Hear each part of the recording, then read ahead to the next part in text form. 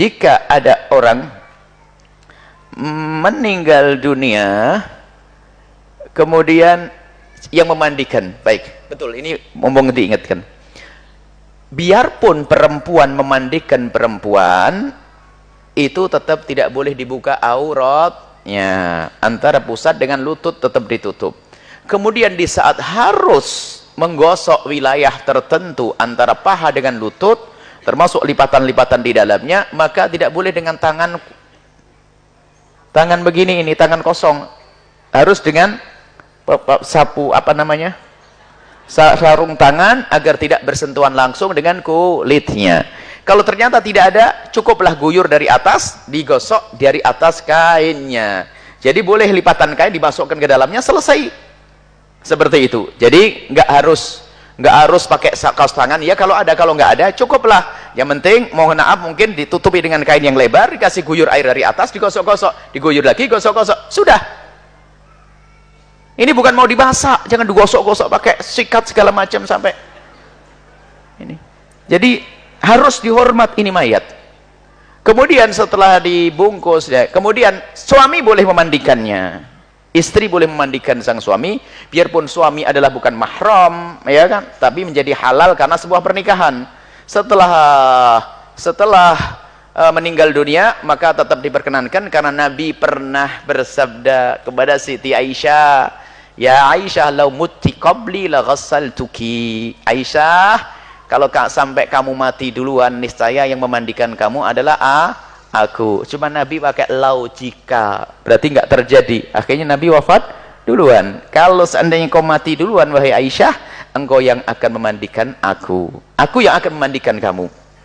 Berarti disinilah para ulama mengatakan, suami yang waktu meninggal belum cerai lah ya, mantan suami memandikan nggak boleh. Jadi kalau waktu meninggal itu masih dalam keadaan suami istri, maka suami boleh memandikan atau sebaliknya. Baik, kemudian jika ada mayat sudah dibungkus rapi, tidak harus Anda kerabatnya menciumnya, bikin ribet itu nanti. Sudah rapi, bersih dan sebagainya, tidak usah harus menciumnya, tidak harus. Jangan sampai disiksa nanti, Pak, yang menjaga harus buka, tutup, buka, tutup, buka, tutup, padahal sudah rapi, di keranda rapi, harus buka-buka. Cuman mungkin karena ada orang dekat dan sebagainya, pengen lihat wajah yang terakhir, kemudian orang istrinya atau apa, kalau orang lain ngapain cium-cium, nggak ada urusan. Sanak kerabatnya misalnya, makanya yang mencium misalnya mantan suaminya, mantan istrinya mencium, apakah menjadi batal? Oh, nggak ada yang batal, nggak ada batal, orang meninggal dunia nggak ada. Makanya termasuk ketika, ya ini salah pahamnya seorang sehingga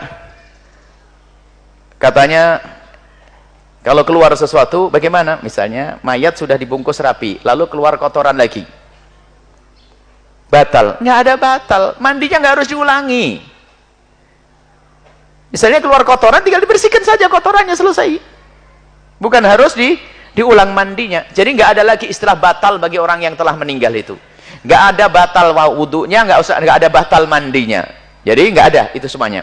Jadi kalau ada suaminya mencium, ya nggak ada masalah, sudah dikafani dan sebagainya, dicium keningnya, boleh-boleh saja. Itu hanya berlaku untuk suami saja, atau perempuan dengan perempuan, kerap dengannya. Tapi kalau laki-laki mencium keningnya, ngapain kamu tuh urusan dengan mayat itu? Nggak ada urusannya. Jadi nggak akan berlaku itu semuanya. Kamu siapa? Nggak ada urusan. Sepupu, nggak ada urusan. Mantan suami, ya, maksudnya suaminya, baik, suaminya yang meninggal dalam keadaan pernikahan masih ada, maka bolehlah dia mengecup keningnya, dan bukan keharusan, artinya itu hanya perasaan saja, ingin rasa dekat dan sebagainya. Tapi jangan disiksa yang menjaga mayat, harus bongkar pasang, bongkar pasang, bongkar pasang.